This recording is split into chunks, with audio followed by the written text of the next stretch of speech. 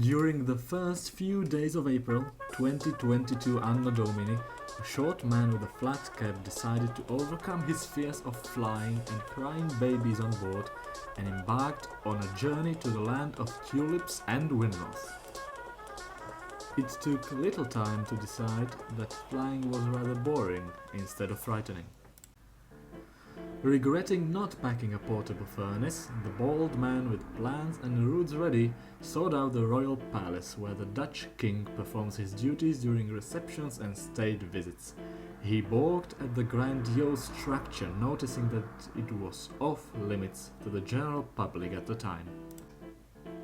Not too far did his short legs take him when he found the Dutch National Memorial, where a few locals were paying respects to their grandfathers from the United States who had fought in the Second World War. A short research unearthed the fact that on the Dam Square, the site of this national monument, a Remembrance of the Dead ceremony takes place annually. Empowered by the strength from a local hot dog stand, the flat cap man went to Begijnhof, one of the oldest parts of Amsterdam.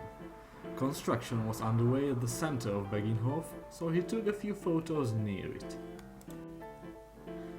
Then, after a very long search due to exceptionally bad directions from a policeman and a lucky find of a student, he found the University of Amsterdam and a part of the complex of the Humanities Department. A bust of Athena, the Greek goddess of wisdom, stood not too far from where slavery and trading operations were run by the East and West India Company headquarters.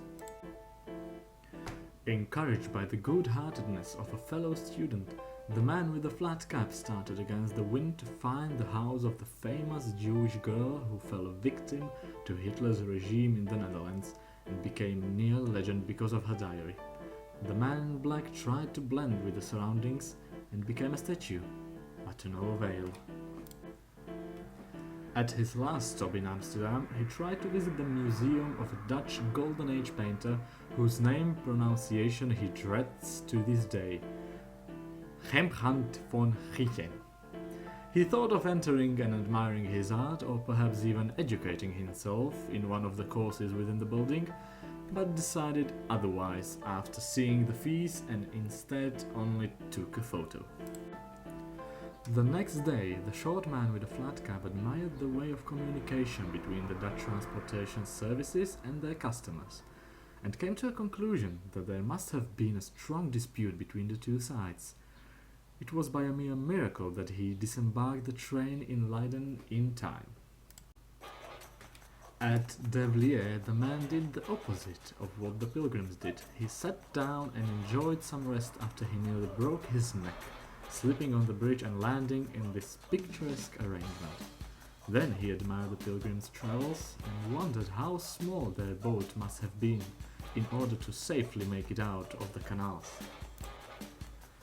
Choosing the longest way possible because Leiden was quite astonishing, he arrived at the Pieterskerk, a place of rest of John Robinson and a church dedicated to the patron of shipbuilders and fishermen.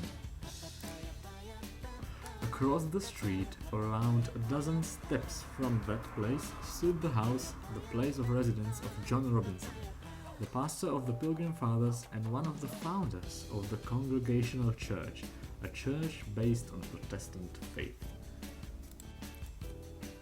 Down the street, the enthusiast of art with a flat cap could not help himself but notice the house with the writing "For Whom the Bell Tolls," the name of a novel by Ernest Hemingway and a song named by Metallica, inspired by the novel.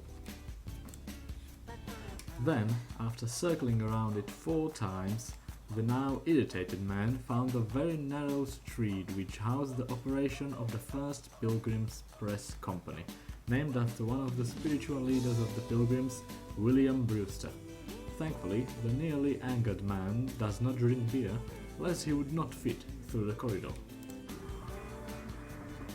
Noticing that the Dutch find love in small places and hiding or camouflaging them, the man found it in himself to pursue a detective career after finally noticing the door of the Pilgrim Museum.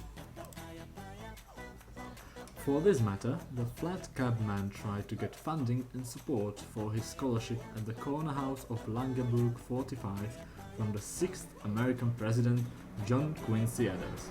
Unfortunately, no one was home and the man's dreams came to an abrupt end. Drowning in tears, the man in black jeans found one part of what the locals call the Rembrandt Foot Trail, the young Rembrandt studio. Here, the famous author learned how to draw. The man could have learned more from the free entrance and the free presentation on the first 25 years of Rembrandt's life, were it not for the change in opening hours. As something special, the man with no hair made 3 discoveries. 1. To read a map in the largest flower garden of Europe, you need either an IQ of 130 or a master's degree in cartography.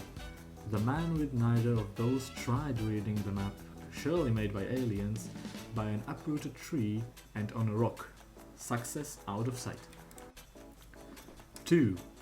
That the 4 commandments of one of the faith are really worth consideration if one is devout to no higher power as of yet. The man with the flat cap and a full stomach found it paramount that a larger shrine be built to this newly emerging church. 3. If you do not pack sufficiently warm clothing on your trip to the country of the Dutch, you will have a... Anywho, if the short man with a flat cap was to recommend a list of holiday destinations, the Netherlands would surely not escape his list, lest it be a winter holiday. The large, round sphere of hydrogen and helium was a rare and highly welcome sight.